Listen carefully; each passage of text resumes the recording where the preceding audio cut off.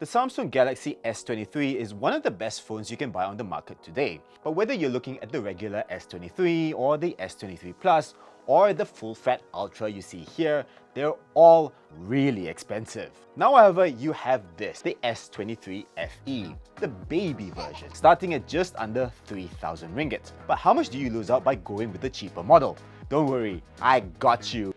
Got you, homie! Let's find out together. First, we gotta talk about the price. At 2,999 ringgit, the FE is 900 ringgit cheaper than the regular S23. This buys you 8 gigs of RAM and 128 gigs of storage. This 256 gig model costs 3,299 ringgit, but for a limited time, Samsung is giving you double the storage at the base price, which means you effectively save 300 ringgit. Then there's the screen. The FE has a 6.4-inch AMOLED display, which means it sits between the S23 and S23 Plus in size. It has a 120Hz adaptive refresh rate, which is great, but this chin, I'm not really a fan. It really makes the phone look cheap. But the rest of the FE feels expensive. It has an aluminium frame and a gloss glass back, which is to be expected at this price range. However, while the rest of the S23 models have Gorilla Glass Victus 2 at the front and back, the FE only has Gorilla Glass 5. So don't drop it, please.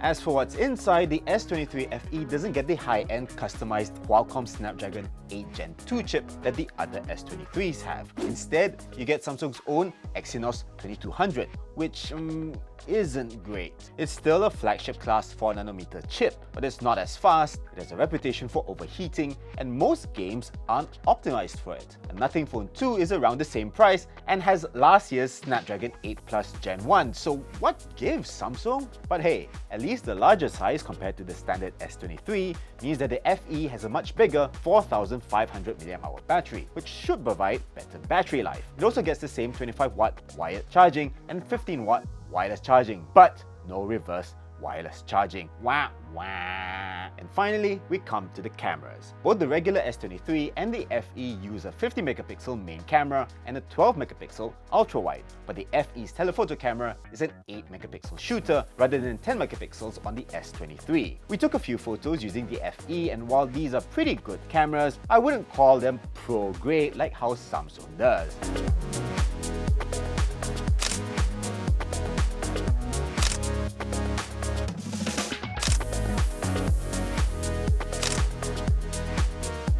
There's a decent amount of detail and the colors are nice, but you won't get outstanding photos. Still, at this price, I guess that's alright.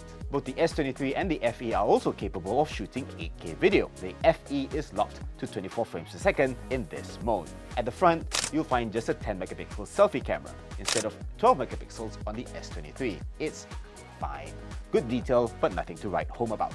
Lastly, the FE gets the same IP68 dust and water resistance rating as the other S23 models. So if you drop it in the sink, it'll be fine. Just don't drop it into the toilet, please. That's gross. So that's everything you need to know about the differences between the S23 and the regular S23. It's a good phone in isolation, but the problem is Samsung keeps throwing discounts on the S23. At one point, you could get it for just 2,299 ringgit. If you can find a good deal on the S23, you should probably just get that instead, just for the 8 Gen 2 chip. But what do you guys think? And what other phones do you think we should cover next? Let us know in the comments. Don't forget to give this video a like and follow us for more on the latest in tech.